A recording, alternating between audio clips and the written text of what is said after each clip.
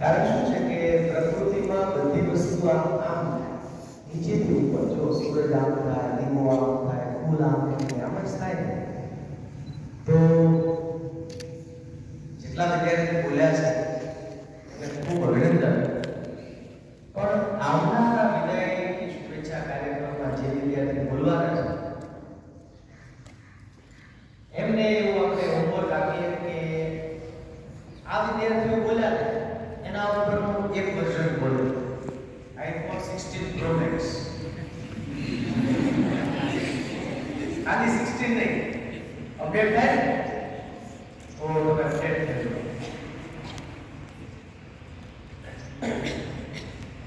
પ્રયોગશાળાઓ આપણા જેવી હોય ને એમાં વિદ્યાર્થીના 3 જૂથ હોય. એ ત્રણેય જૂથો અલગ અલગ આલયમાં ગોઠવાય છે. છાત્રાલય, ભોજનાલય, પુસ્તકાલય. અને એના આધારે એના જીવનની ગતિ અને દિશા નક્કી થાય કે તમે કયા આલયમાં ગોઠવાયા છો. આપણે અનુભવમાં પણ જોયું કે ભૂમિકા લઈને કીધું કે મને થતું કે વર્ગ પૂરો થાય છાત્રાલયમાં ક્યાં છે એવું કીધું. સરસ વાત. પછી અક્ષયભાઈ કીધું ભાઈ ભોજન મંત્રી હોય તો મારા ઘરે એટલું રસોડું થાય તો હું મેનેજ કરી લઉં ભોજનાલય.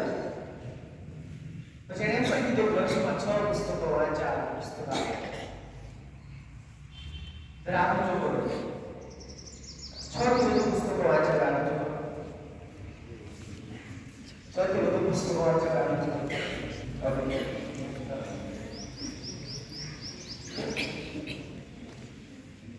આ લગભગ આ સિઝનનો 10મો કે 12મો શુભેચ્છા કાર્યક્રમ છે જેનો આજે એવો પ્રત્યક્ષ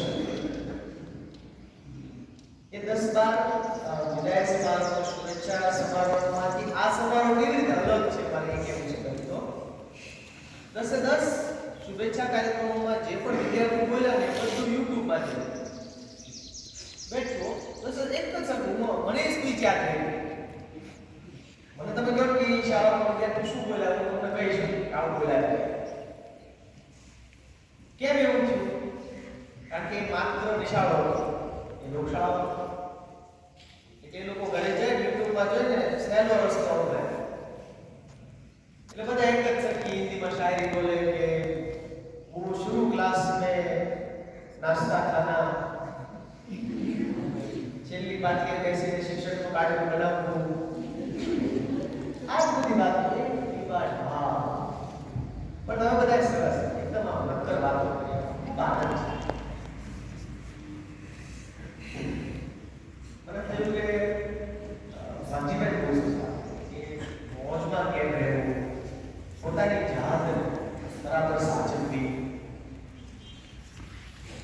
મને એમ લાગે છે કે મારે જે વાત કરવી છે થોડી એક વર્ષ જેટલી વાત મારે શું થોડું ચાલે આગળ જો તો ચલો આપણે પ્રાર્થના કરીએ. બધા સાથે ગાવા અને રાશોડ બધા આપણે પ્રાર્થના આપણે આ આપણી માતૃ સંસ્થા માટેની પ્રાર્થના છે. રેડી? ચલો પ્રાર્થના છે મારી સાથે શરૂ થઈ જવું કેમ તું હે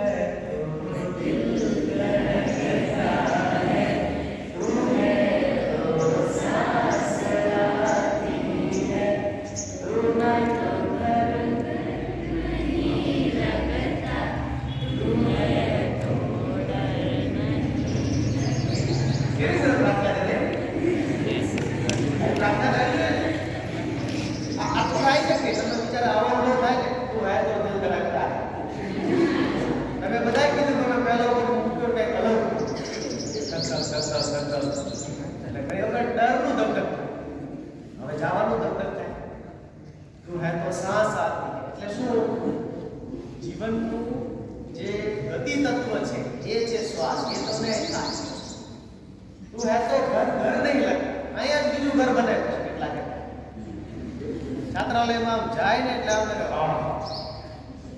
હવે મજા આવે. એ ફ્રી હોય તો ક્લાસમાં જાય, બાકી એનું મુખ્ય તો છાત્રાલયમાં એનો વિકાસ. અને તું હે તો ડર નહીં.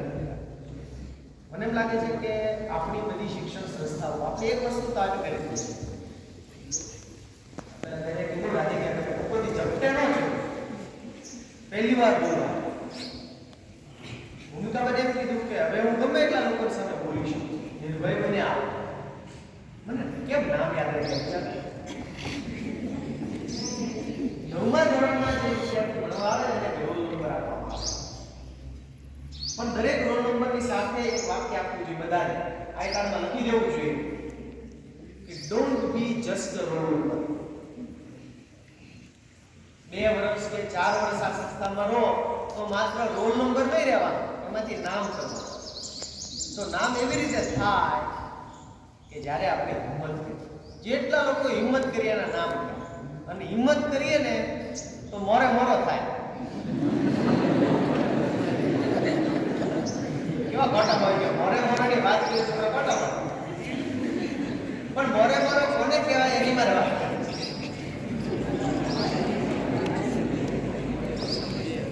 મોરે મોરે વાત કરો તો ચકલાઈ વાત બનવાનું ને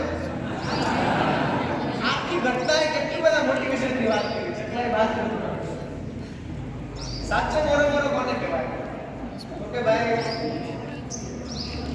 મહાત્મા ગાંધીજીને એક અંગ્રેજ અધિકારીએ ધમકી આપી કે બેટા બહુ અવાજ કરે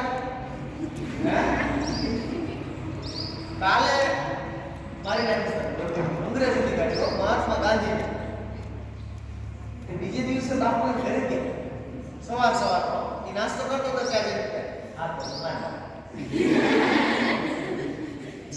તો કહેતા હતા કાલે તમારે ખોટું પ્રશ્ન લેવો ત્યાં મને મારવા આવો શું આવી ગયું સાહેબ બોલે કાપો બોલ્યો નીકળતો કેટલી હિંમત છે આને મોરે મોરો કહેવાય બીજો મોરે મોરે કોને કહેવાય કે તમે તમારા ગામમાં નીકળો જેમ કે આ ફલાણા ભાઈની છોકરી કે ફલાણા ભાઈનો છોકરો પણ તમારા મમ્મી પપ્પા ગામમાં નીકળે અને કે એમની આમલા નથી ભણતી એનો છોકરો આમલા ન ભણ્યો એના મમ્મી પપ્પા છે ખ્યાલ આવ્યો તમારા મમ્મી પપ્પાને ઓળખાણ તમારથી થાય એને મોરે મોરો કહેવાય એટલે ડાયરામાં વાતો કરવાની મોરે મોરો થાય સ્ક્રીન ઉપર લડ્યો સ્ક્રીન ઉપર પેલા કંઈક બેઠા છે આ બાજુ કંઈક બેઠા છે સ્ક્રીન ઉપર લડ્યો જીવનની જે લડાઈ છે આ તમારી છેલ્લી પરીક્ષા એવી છે જેમાં તૈયારીની તક મળે છે બાકી કોઈ પરીક્ષામાં તૈયારીની તક ન મળે અને આપણે તો રોજ જીતવાનું ભાઈ મંથન એક શાયરી કીધી છે ગુલાલ રહેશે શું કરી ગયા એ ખબર નહીં પણ કમાલ યાદ રહેશે મને બહુ લાગે છે ફાતિભાઈ કે જે લોકો સારા ટકા આવશે એ વર્ગીય નીચે શકતા એ બધું ઠીક છે જીવનને સ્થિરતા લાવવા માટે જરૂરી છે પણ જે લોકો ટકા નથી આવવાના એ ખરેખર કમાલ કરવાના અચ્છા આપણે પ્રયોગ કરી લેજો મારી વાત ખોટી હોય પાછી લઈ જાઓ આપણે જરા આગળ સમજવું શિક્ષકો જેટલા બેઠા છો હાથ ઊંચો કરો તમારે 10મા બોર્ડમાં તમારી શાળા અંદર પ્રથમ આવે હાથ ઊંચો કરો શિક્ષકો જેટલા બેઠા છે જોઈ લો બધા આસપાસ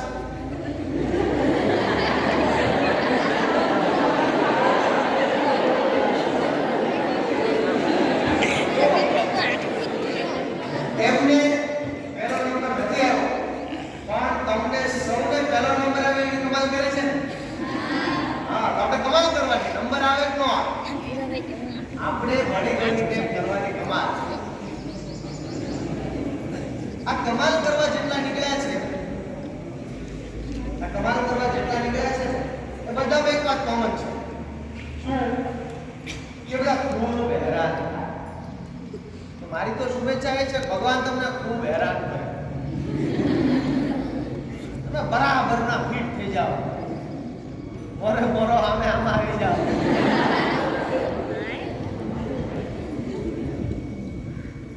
ઘરે જઈને વેકેશનમાં કુટુંબ ઉપર બે શબ્દો લખ્યો એ શબ્દો છે મેં ખેલેગા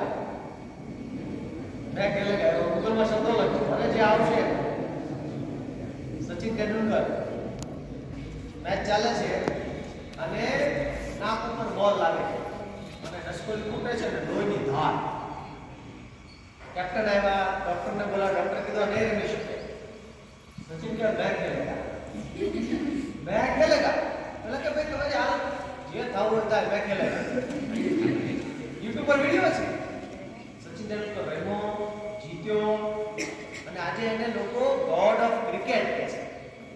એનો એક પાકો ભાઈબંધ એવો સારો ખેલાડી, એક જ ગુરુ નીચે બે ભણેલા, વિનોદ કાંબલી એનું નામ, એવામાં માન જેવો સુંદર શ્યામ વર્ણ. અદ્ભુત બેની જોડી એટલે ગજબ જોડી કહેવાતી. પણ આ ભાઈ પાસે પૈસા આવ્યા એટલે ભાઈની ગાડી નીચે ગઈ. જો પૈસા આવે એટલે ઘણાની ગાડી નીચે જાય, ઘણાની ઉપર જાય. આજે એની હાલત એવી છે કે ખાવાના પૈસા નથી પાસે. તો ભગવાન એટલા માટે પ્રાર્થના કરું, તમે હેરાન થશો ને અને જે તમારી પાસે પૈસા આવશે એની તમને કિંમત થશે. નહીતર તો શું થાય કે જેવા થોડાક પૈસા આવે ને એટલે લોન લઈને આઈફોન લઈ. યાદ રાખજો, નાનપણથી હપ્તા ભરવાની ટેવ પડશે ને તો પછી આજીવન હપ્તા જ ભરશું. પહેલી કમાણી આવે મોબાઈલ ન લેવાય, પહેલી કમાણી આવે ને તો મોબાઈલ લઈ દેવાય. જે આપણા ઘરે છે ને મમ્મી પપ્પા જેને ઘરે જઈને કહેવાનું છે તું આ તો દિલ ધરતા એને મોબાઈલ લઈ દેવાનો હોય, લેવાનો થોડો. એ વાજીભાઈ કીધું બીજા માટે કંઈ કરવાનું. ધોરાભાઈ પણ સરસ ઇંગ્લિશની તમને શુભેચ્છાઓ આપે છે. બીજા માટે કરવાનું છે. બીજો એવો પ્રસંગ બન્યો ક્રિકેટમાં ધોની સાથે. ધોની રમે છે, સફળ કેપ્ટન, અને પીઠ પાછળની મસલ ફાટી જાય એટલે ત્યાં મોટો વળી જાય. વળી ડોક્ટર આવ્યા કે તમે નહીં રમી શકો, મેં ખેલેગા. પણ તમારે જે કરવું કરો, શું કરવું પડે પણ તમારે છે ને બરફની થેલી બાંધવી પડે કે બાંધી. તો એને શરૂ મેચે ટી-શર્ટ કાઢ્યું, પહેલા બરફની થેલી બાંધી, એના પર પાટો બાંધ્યો, ટી-શર્ટ પહેર્યું. આજે પણ તમે મેચ જુઓ ને પાછળ આમ ખૂંદો જેવું લાગે છે. જીત્યા. પડવું, હેરાન થવું કોઈ નવી વસ્તુ નથી. નવી વસ્તુ શું છે? ઊભું કેમ થવું? સફર में धूप तो होगी, तुम चल सको तो चलो. सफर में धूप तो होगी, तुम चल सको तो चलो. किसी के रास्ते यहाँ राहें कहाँ बदलती है, तुम अपने आप को बदल सको तो चलो. તમારી અંદર બદલાવ શરૂઆત થાય તો સમજવાનું તમે સફળતાના માર્ગે છો. બાકી જો ખાઈ ખાઈ છે ને પાણી ભેંસું થાય એટલે વાસણા ખૂટ્યા થાય.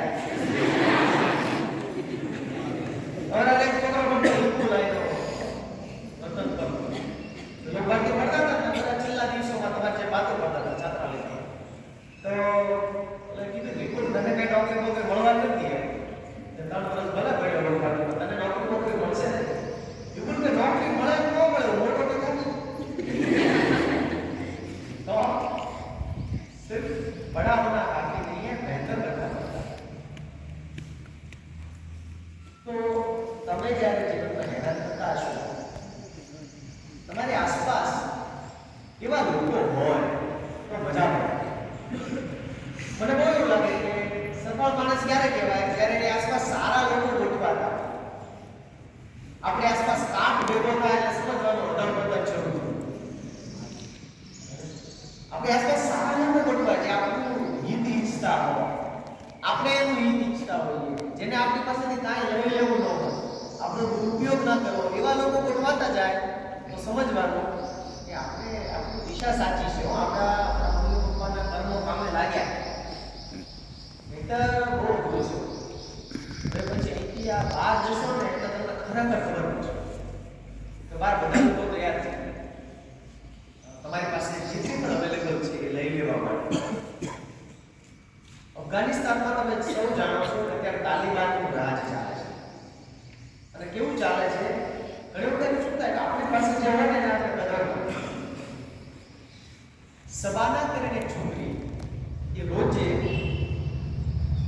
છોકરો બનીને ખાનગી નિશાળો ભણવા જાય. છોકરીઓ ભણી શકે નહીં તાલીબાન. છોકરો બને એટલે વાળ ના વાતરે ટૂંકાય કરે. અને રોજ શાક લેવાની થેલી એમાં બટેટા કોબી ઉદરા એની વચ્ચે ચોકડી છુપાઈ દેવાની અને રોજ અલગ અલગ રસ્તેથી જવાનું એટલે કોઈને ખબર ન પડે. અને એક નાનકડું ઘર, એ નાનકડા રૂમમાં લગભગ 85 છોકરીઓ ભણી અને રોજ એના ઉપર મોતની ઘાત. જો તાલીબાનને ખબર પડે એટલે ગોળી મારે. આ સબાના નામની છોકરી એ નિશાળમાં ભણી, એમાં તાલીબાનને ખબર પડી એટલે તાલીબાને એના પપ્પાને ફોન કર્યો. તમને ખબર છે તારી છોકરી એક ભણવા જાય છે, જો તું એને બંધ નહીં કરે તો એને બોમ્બ ઉડાડી દઈશું. એ જે રસ્તે જાય છે ત્યાં બોમ્બ ફેંકીને ઉડાડી દઈશું. આ વાત સબાનાને ખબર પડી. તમારા પપ્પાને કીધું પપ્પા ભણવું નથી, આવું થાય તો હવે એના પપ્પાએ જે વાત કરી ગજબ છે. એને કીધું બેટા તું મોટી થઈશ ને તો તારી પાસેથી બધું જ લઈ શકાશે, તારી પાસેથી તારી સંપત્તિ લઈ શકાશે, તારી વસ્તુઓ તારી પાસેથી કોઈ છીનવી લેવું પણ નથી. એક જ વસ્તુ છે જે તારી પાસે કોઈ લઈ નહીં શકે, એ છે તારું નોલેજ. અને તારું નોલેજ વધે એ માટે થઈને મારે મારી ડિગ્રી વેચવી પડે, મરી જવું પડે તો પણ મરી જઈશ તો તું ભણીશ તો ખરા. આટલી બધી તકલીફોની વચ્ચે એ છોકરી ભણી, પછી પરદેશ ભણવા ગઈ અને એ છોકરીએ 4 વ્હીલ શીખી. આખા કાબુલમાં એકમાત્ર છોકરીને 4 વ્હીલ આવડે અને ચલાવે એ છોકરી સબાના. અને આ સબાના છોકરીએ પછી છોકરીએ વધારે મત કર્યું છે. એણે બીજી ખાનગી શાળા શરૂ કરી, બીજી 85 છોકરીઓને તૈયાર કરી. અને આમ એ લોકો ભણી રહ્યા છે. મારે કેવું છે કે આપણે સૌને આપણા મમ્મી પપ્પાએ કેટલું સુલભ કરી આપે છે.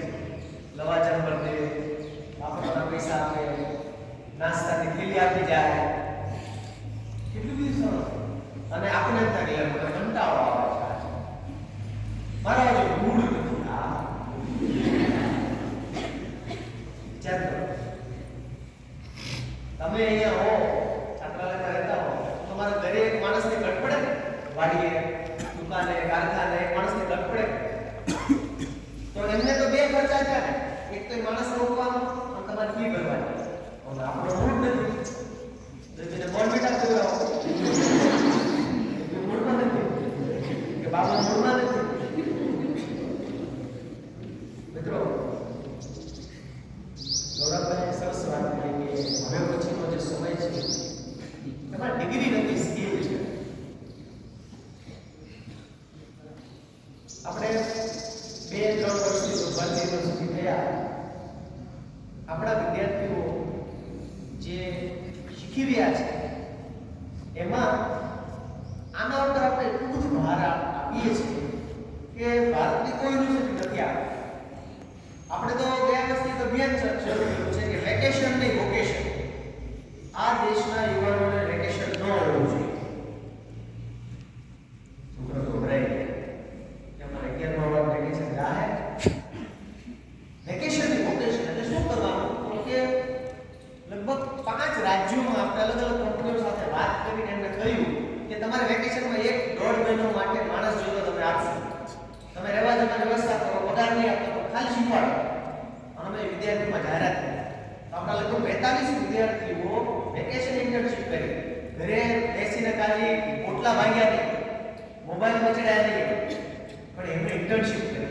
બહેનો, યુનિવર્સિટીની બહેનો, ગૌરવભાઈ જાય છે કાશ્મીર ગઈ, આ વખતે પણ એ જવાના છે. શું છે આ? એ છે કે જે તમને ડિગ્રી વાળી લાઈનમાંથી બહાર કાઢે. જો નોકરીની લાઈનમાં ઉભી રહેવું હોય તો ડિગ્રી જરૂરી, પણ બહાર નીકળવું હોય તો આવડત જરૂરી. મારો ભાઈબંધ છે જામનગર રહે છે, એણે એનો ધંધો પોતે બનાવ્યો. તમને કલ્પના ન હોય કે એવો ધંધો હોય. એનો ધંધો ભૂલ કાઢવા, ભૂલ તો આપણે કાઢવા, હવા ના આપણા જે બધાની કાઢવા. એને સેમસંગ ફોન લીધો ને તો એને વાપરવાનું શરૂ કર્યું તો આ ફોનમાં 2 ભૂલ છે. એને કંપનીને ઈમેલ કર્યું કે તમારા આ મોડલમાં આ 2 ભૂલ છે. કંપની તો માથું ખજવાળા છે. આપણા બધા એન્જિનિયરો એટલા બધા ભણેલા ગણેલા ભૂલનો પકડી જાય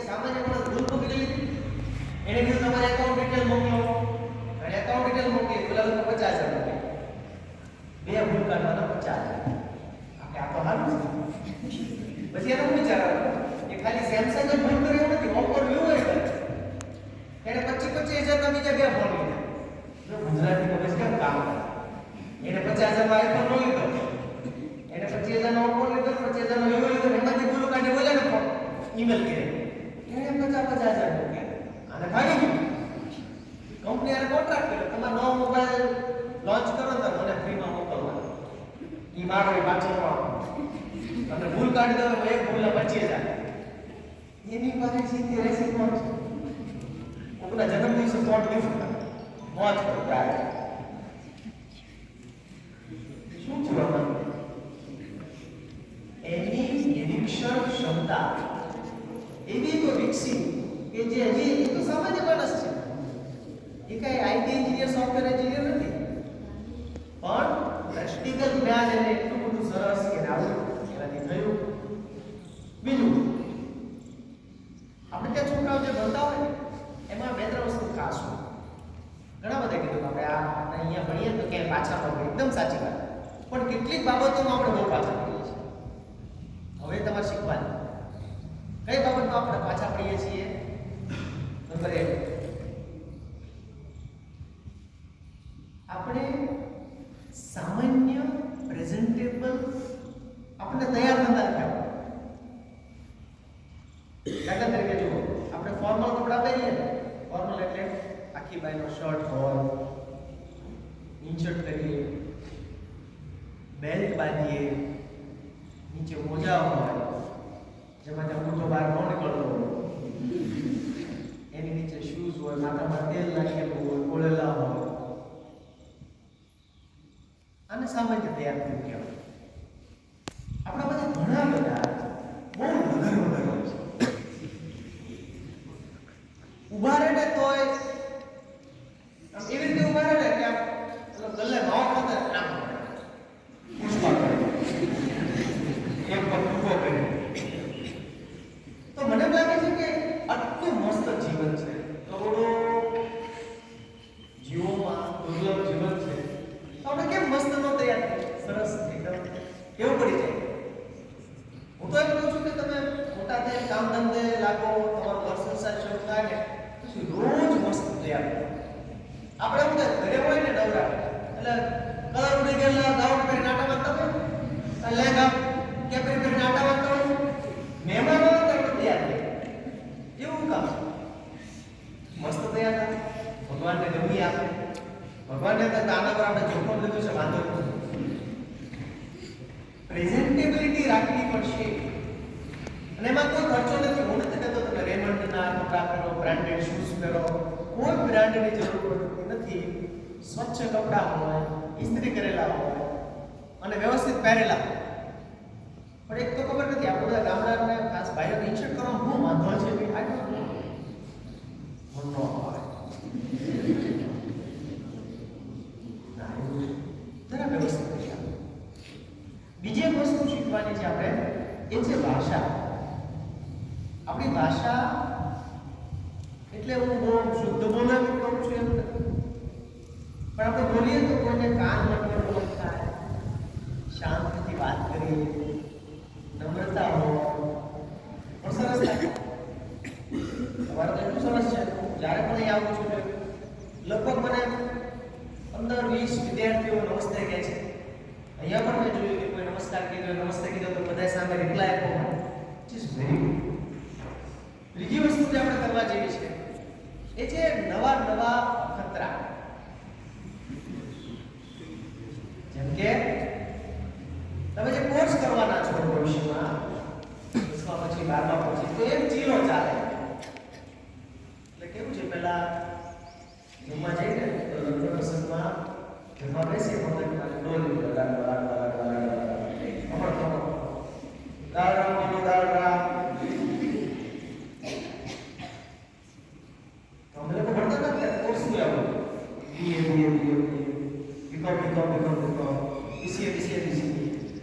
તમને ખબર કેમ પડે કે તમારે આ કોર્સ કરવાનો છે?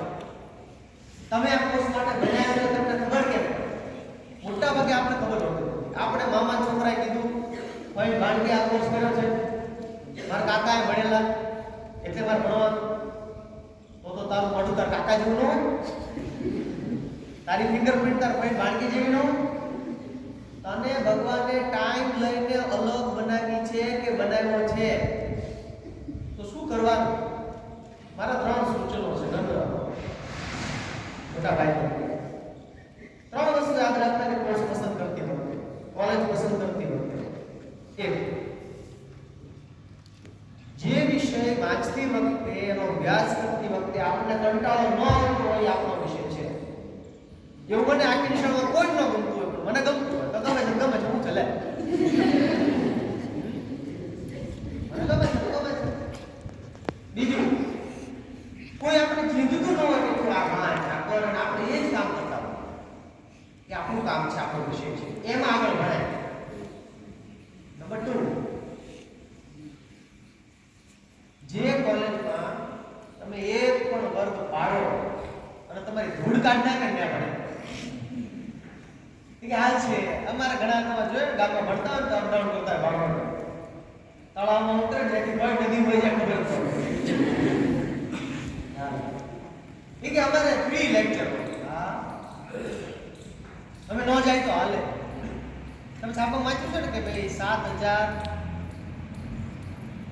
નોકરીઓ છે, ગ્રામ સેવક કે તલાટી મંત્રી 18 લાખ ફોર્મ ભરાણા. સાંભળ્યું? 18 લાખ કોણ છે? આ તળાવ નદી વાળા. 7000 પાસ થવાના ફિક્સ જ છે, એ મહેનત કરે છે. એને કોલેજના પહેલા વર્ષથી ખબર છે તૈયારી આમ કરાય, પણ આવલા ત્રીજા વર્ષ સુધી કઈ કર્યું ન, છેલ્લે ખબર હવે હું કરશું, આવો તૈયારી કરે. ઈ પાસ થતા છે 88 વાળા નો. હવે તો બધી એક્ઝામ સિસ્ટમેટિક થઈ ગઈ છે, એમાં તૈયારી કરો તો થાય. નંબર 3, માત્ર ઝેરોક્સ વાંચીને પાસ થઈ જવાતું હોય ની કોલેજમાં ન ભણાય. એટલે શું? તો કે આ પૂછાશે પરીક્ષામાં, તમે ગોખી નાખો, માર્કશીટ આવી ગઈ, તમે થઈ ગયા સ્નાતક, પણ આવડે કાંઈ નહીં, વિપુલ છે, મોટા થઈ ગયા પણ આવડું કાંઈ નહીં, નોકરી ના મળે, જોબ ના મળે, આપી ના જોઈએ. અચ્છા, તમે આ વાત પૂછો, પ્રશ્ન પૂછો. માની લો કે તમે મુકેશ અંબાણી છો, માનવાનું હાલ મને ને તમે મુકેશ અંબાણી છો, તમારી રિલાયન્સ કંપની છે, તમારે ઇન્ટરવ્યુ લેવાનો છે, તો તમને રાખવું. કેટલા લોકો એવા છે જે વિચારે છે કે મારામાં એવું કૌશલ્ય છે તો મને રાખી શકું. હેલો, ક્યાં ગેપ છે? તમને કોઈ કામ દે, ગૃહકામ હોય કે શ્રમ કાર્ય હોય કે ઉદ્યોગ હોય, એમાં પાછળ કોઈએ સુપરવિઝન ન કરવું પડે એટલે સમજવાનું તમારી સફળતાની શરૂઆત થઈ ગઈ છે. આ 9 અને 11 વાળા ખાસ જોજો. તમારી સફળતાની શરૂઆત ક્યારે થાય કે કોઈ આપણી માથે ઊભું ન રહે અને આપણે સોંપેલું કામ મસ્ત બેસ્ટ આમ ચપ્પલ કાઢ્યા હોય તો લાગવું જોઈએ કે ભરતે રામની ચરણ પાદુકા મૂકી છે. આ તો એક નાગાલેન્ડમાં આટા નાખવો ને એક અફઘાનિસ્તાનમાં આટા નાખવો. આપણે વિસ્તરો પાથરીએ તો એક પણ આમ એમાં કરચલી ના એકદમ સરસ. જો આપણે તૈયાર થઈ ગયા, વિસ્તરો તૈયાર થઈ ગયો, આપણી થાળી એવી હોય, આપણે ચાલતા હોય તો થોડું નેર ચાલતા હોય, આને કોઈ ધોરણ જ મારે એકદમ આમ ગ્રેસફુલ, અંગ્રેજીમાં શબ્દ છે ગ્રેસફુલ. ગ્રેસફુલ એટલે શું? Beautiful pro, handsome pro, graceful. તમારી દરેક વાતમાં શ્રેષ્ઠતા, અર્જુનભાઈ કીધું ને, whatever you do excel in it, એટલે એમાં તમે ઉત્કૃષ્ટ બનો. જો તમે ભગવદ ગીતા વાંચતા હશો, સાંભળ્યું હશે, એમાં પૂછે છે અર્જુન ભગવાન તમે કોણ છો? ભગવાન જવાબ બધા બેસ્ટ ના આપે. શું? હાથીઓમાં હું ઐરાવત છું, ગાયોમાં કામદેવ છું, યોદ્ધામાં રામ છું, બધું બેસ્ટ બેસ્ટ બેસ્ટ. નબળું ને પોપટલાલ નહીં ભગવાન. પરીક્ષા દરમિયાન યાદ રાખવાનું કે ઘણા હોય ને કે પોતે ટેન્શનમાં હોય એનાથી 10 ગણા આપણને નાખે. જો જાણો પેપર નીકળશે હું કહું છું પણ કે તો એનાથી દૂર રહેવું. બેસ્ટ બેસ્ટ થયું ખબર ક્યાં પડે?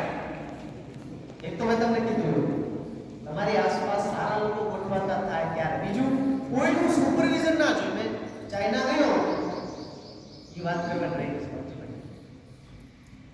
છે તમારામાંથી મને કીધું વાત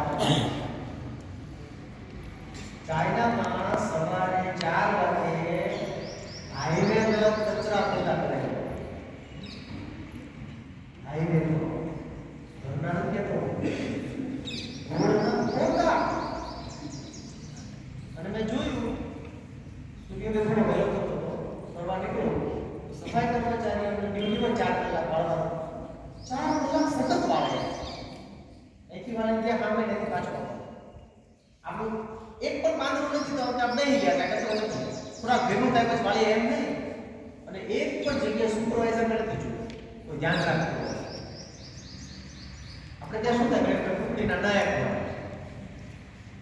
ધ્યાન રાખવું પછી પાછું નાયક કોઈ કોઈ ધ્યાન રાખવું આપણે આમાંથી નીકળી જઈએ તો મને એમ લાગે છે કે તમે જે ક્ષેત્રમાં કામ કરો એ સરસ જ થાય શું કામ ન હશે આપણે જોયેલા સરસ સુપરવિઝન વગર કામ કેમ કરવું વિચારો બીજું તમે કામ કરો ને ત્યારે એ વસ્તુ યાદ રાખવાની કે શું એવું કામ કરી શકું કે આવનારા 15 વર્ષમાં મારું કામ 1 લાખ લોકો સુધી પહોંચે એવું વિચાર પોતાના 3 ચેલેન્જ આવે બોલો થઈ બહુથી વારવાળા જે આ ચેલેન્જ લેવા માટે તૈયાર હોય કે આપું છું ઓકે 3 ચેલેન્જ જોઈ લો કે વિશ્વ કેટલા હે આયો ઉવા ઊંચા કરે છે કે પહેલો ચેલેન્જ 32 વર્ષની ઉંમર થાય તમારી એટલે કોઈ પણ નોકરી છોડી દેવાની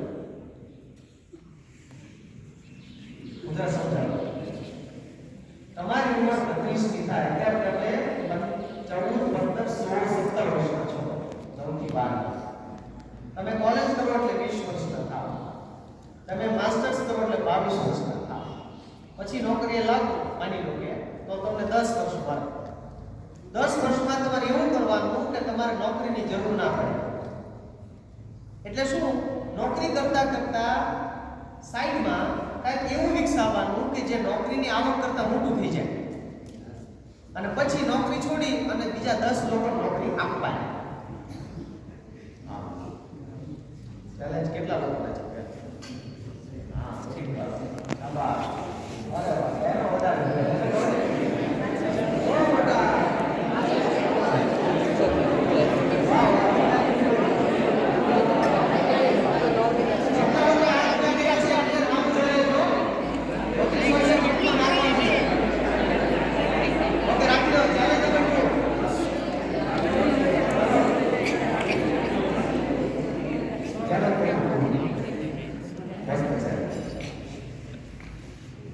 તમારી ઉંમર 35 ની થાય ત્યારે તમારે તમારા કુટુંબ માટે એમની ઈચ્છા હોય ત્યાં એક ઘર ગિફ્ટ કરવાનું વાહ તમે આ વિચાર કર્યા છે ને એ ખરેખર તમારા શિક્ષકોનું કામ બોલે છે તો એમના માટે તાળીઓ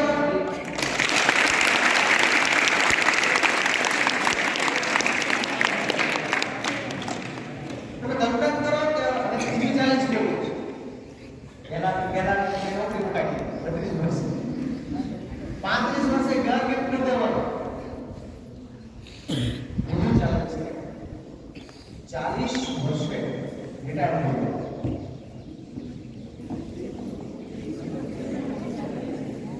ફાઇનાન્શિયલ જવાબદારી હોય આર્થિક જવાબદારી હોય પછી નોકરી ધંધો કાંઈ પણ હોય આપણે જાણવું રાખવું જોઈએ આપણને જે ગમતું કામ કરો તમારા બધા સપના છે ને કોઈ માઉન્ટ એવરેસ્ટ પર જવું છે અર્નિંગ મશીનના જો આપણે પાક આવે